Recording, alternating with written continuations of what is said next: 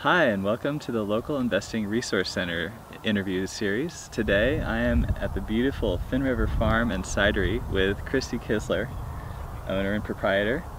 Crystie, thanks for joining us. It's a beautiful day to have you here. It is a beautiful day in the Chimicum Valley.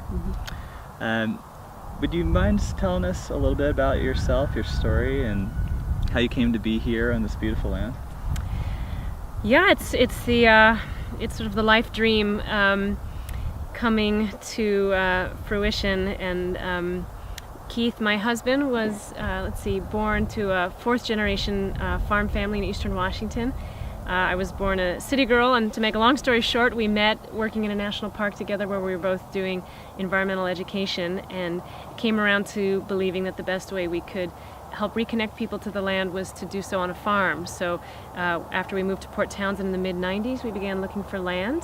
We used to come out to this farm to pick blueberries, and when it came on the market, we thought, you know, what a miracle it would be to be able to buy that land. And it was out of our price range, and so it seemed a far off, sort of impossible dream, but a number of factors came together to make it possible, which we might be talking about. And we had partners. We bought the land with partners. The folks who sold us the farm ended up carrying our contract. We came to Finnriver. We named the farm after our children, my son River and our former partner's son Finnegan. Wonderful. So you've had quite a journey with financing yourself locally. In fact, more than almost any other business I can think of, and that's why I'm here to talk to you. And I believe that you were the original inspiration, or you had the original inspiration, to seek out local financing instead of, traditional sources. Can you tell me a little bit about, how that came to you? Well, yeah, it's interesting. It's sort of an example of not knowing what the rules are, so breaking them inadvertently. We had that experience of wanting to buy the farm and not being bankable as far as a loan went. And so when the owners of the farm offered to carry our contract, it sort of enlightened us to this possibility that individuals could offer financing. And surely we couldn't have bought the farm if it weren't for Lige and Kay and their generosity in creating this loan for us. At the same time, we understood that actually it was a benefit to them. They would be getting interest payments, and that this was a nice sort of part of their retirement plan in some ways, even though it certainly came with some risk for them. So when we our farm operations, and we came to see that we weren't going to appear viable necessarily to a bank, just because it's sort of a unique situation, and farm endeavors are sort of historically not easy to lend to, certainly not at interest rates that are reasonable for aspiring farmers. Well, unlike a lot of small businesses, I might add. Yeah, okay, so we actually just thought maybe there's somebody with some extra resources around. And I remember crafting a letter that we sent to our realtor and then mayor and now friend, actually, Michelle Sandoval, and typing up this letter saying, do you think there's anyone with some extra finance, some extra resources who'd be willing to help finance our business? And I was very scared to send it, and I recall having it in my hand. It may have been an email. I was either poised over the button and thinking, well, I'm just going to ask. And actually she got back to us and said, well, yes, I might. And alongside that was also a conversation we'd had with the director of our local land trust, who said she might be able to connect us as well to an angel investor. And it was the first time I'd heard the term angel investor. Right. Wonderful. Yeah. So I believe that that letter that you wrote ended up being one of the catalysts for Lion, the Local Investing Opportunities Network, being formed, which is why we're here today. Yeah. So pretty neat. Yeah. So you guys have gone through several iterations of going out to local investors. Initially for the farm, then for the cidery. So you brought a startup business, and I guess you were building on the previous trust and relationships that you had, and extended those further. Can you tell me a bit about how that process has been for you as a business to just continually be going out to your community, building these relationships? Yeah. Well, so actually early on in the development of the farm, our partners ended up leaving, and we were in a position where we had to buy them out. And at that time, actually that was when we had gone to the Land Trust, and when we had gotten connected to the angel investor. It was also around that time that the Land Trust started working on a Working Lands initiative to help find funding for farmland preservation. And in a several-year process with the Land Trust, they ended up putting conservation easements on this farm using both state and some county funding. So there was some public funding involved in that. And what that really said to us sort of early in our story as a farm community was that this farm needed to be a community resource. Everybody who came out here needed to feel like this was sort of their farm away from home, that they belonged here. And so we have been all along very active in trying to create events and opportunities for the public to be here.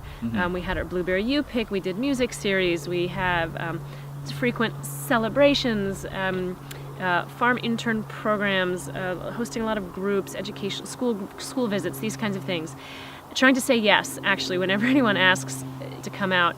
And because of this, I think we just generated a lot of goodwill in the community, and it's still sort of overwhelming to consider how positive and supportive folks have been, but I feel like it's a sort of reciprocal thing, that people have appreciated that we've taken the efforts to open the farm, and that appreciation has returned to us in the form of the support and trust, I guess, of our investors in our community. Right. I guess my perception is that because you've opened up to the communities in turn come to view Finnriver as a community resource, and it's something that everybody values and treasures, and so they're willing to support you in that way. Yeah, it's incredible, and I think that there's a unique community that's emerged sort of on our farm, because most farmers honestly have their hands in the ground. They're focused and busy on producing food, growing food, taking care of the land. My husband and I have an unusual partnership in that I was a school teacher for almost 20 years, and so that piece of sort of education and outreach came naturally to me. So, if you come out here, you're more likely to find Keith on the tractor and the cidery, and I'll be out here talking to folks. And so I actually tell aspiring farmers that I know, try and pair up with somebody else who likes to talk, because it's good to have, especially if you want to be a community sort of model like ours, it's important to have somebody who's got the time to do that kind of work, because it is time consuming and farmers often don't have it. So it was a unique situation. Yeah, you're like almost like full-time outreach. Full-time outreach, yeah, I call myself the storyteller. The storyteller, right. So I think that's a lot of what accounts for your success in reaching out and getting more widespread support like that. Well, and it was important to us as well because, Finnriver is sort of a rural valley outside of Port Townsend on a fairly remote segment of the Olympic Peninsula, and we didn't want to become isolated, as a family, as a community. So I actually feel so lucky that folks find us. They can navigate down this little bumpy country road and show up here. So that brings the energy, creative and sort of informative energy of the world onto the land as well. Yeah. What have you learned along the way in dealing with, investors and, negotiating with them and finding deals that are attractive to everybody? Have you learned anything about, what creative options you have available to you, or, their needs that are important to take into account? Well, we definitely consider ourselves a sort of mission-based business. We're, and part of that mission, I would say, one of the central pillars of the mission certainly is economic viability. And I think when we started, we would have seen that our mission was more philosophical and sort of visionary, reconnect people to the land and build community and grow good food. But since then, we've become very inspired by this idea of economic vitality, because we create jobs. We've been creating jobs for people in our neighborhood, people in the community. We spend our money locally on the services that we need, and we can see directly how that's sort of nurturing and building the community. So I think that first of all, what we've learned is just to sort of grow up a little bit as business people and recognize that economic viability is critical.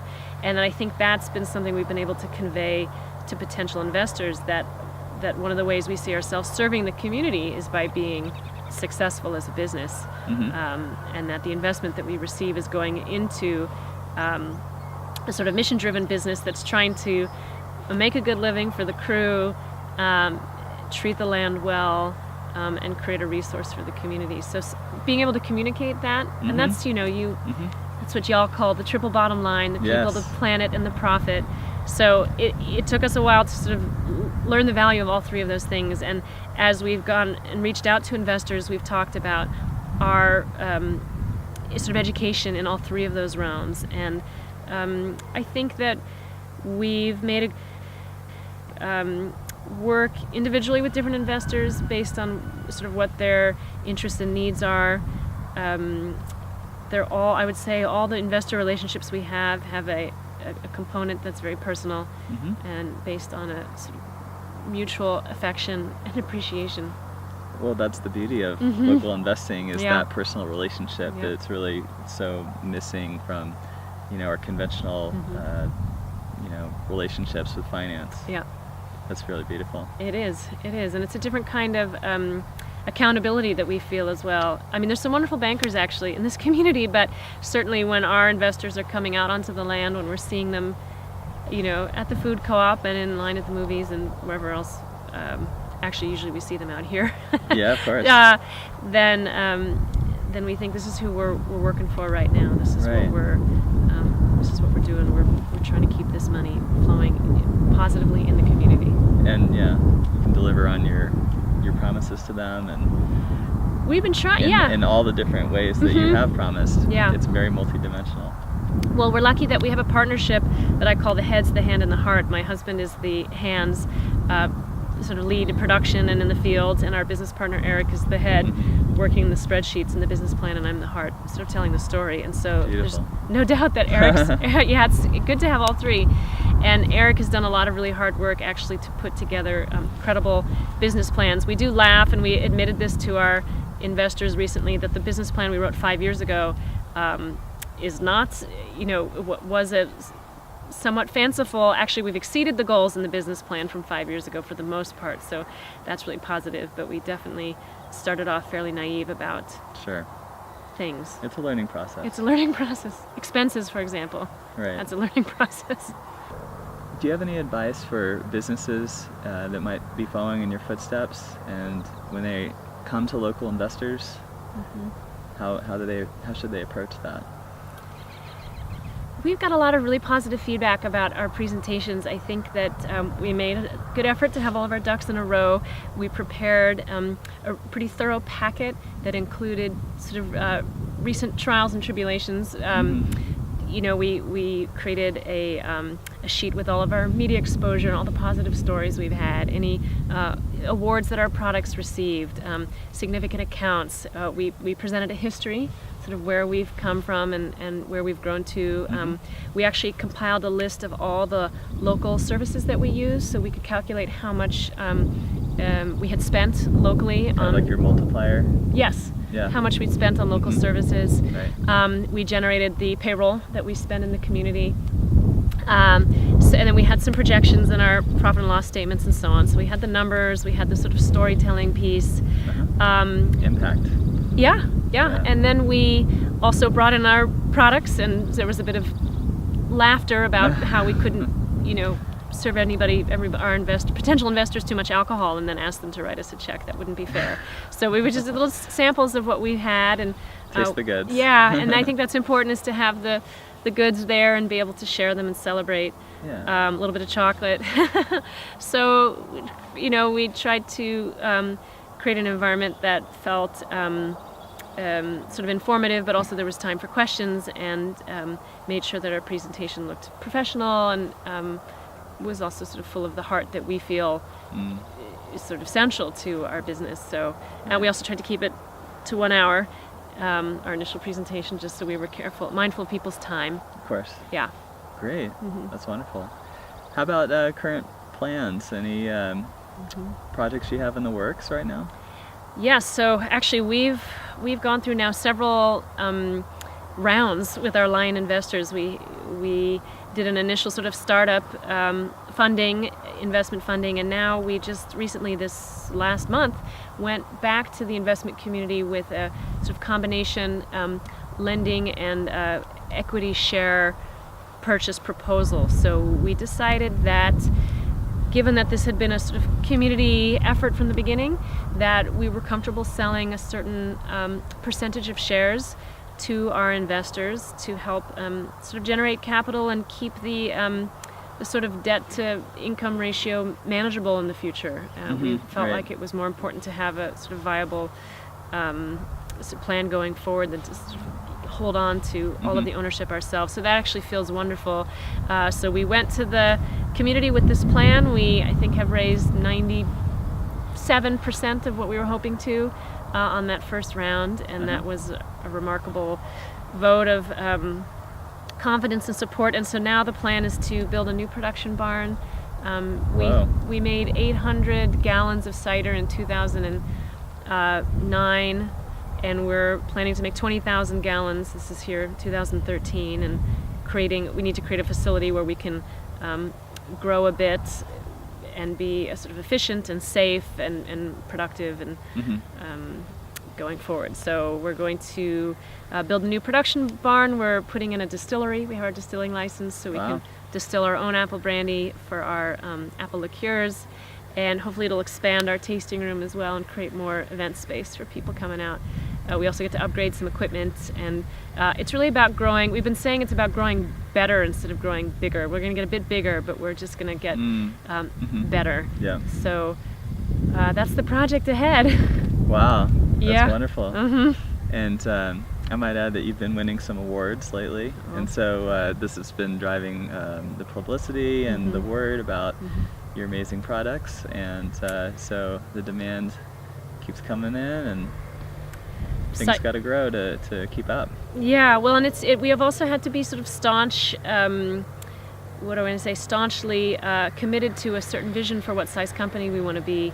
A lot of people, being forced to grow means they have to sort of change the sort of initial vision. We use all organic fruit. We're trying to keep it craft scale. And so we've worked hard to create a business plan that we think will allow us to stay on the small end in terms of beverage industry standards. Right. And still work on the land here. Staying true to your artisan roots. If we can make it, pay, that's the idea. And I think that takes a different kind of focus. And so that's what this new expansion's about. The right amount of scale. Yeah. Great. Well, thank you so much for joining us here today. Again, this is Crystie Kisler, Finnriver Farm and Cidery. If people want to learn more about your operation here, where can they go to do that? Well, they can come right here to the farm. We're open actually 7 days a week. We have a tasting room. It's open every day from 12 to 5. We do events throughout the year as well, special events. And our website is www.finnriver.com. There's a calendar posted there. And we're in Chimacum, just south of Port Townsend on the Olympic Peninsula. So everybody's welcome. Beautiful place. Oh, and you can find our products in California, Washington, and Oregon for now, and maybe beyond that soon. Okay. Well, thank you so much, Crystie. Again, I'm James Fraser, and this is Crystie. Thanks for joining us, and hopefully you can join us again sometime soon with more news of great success.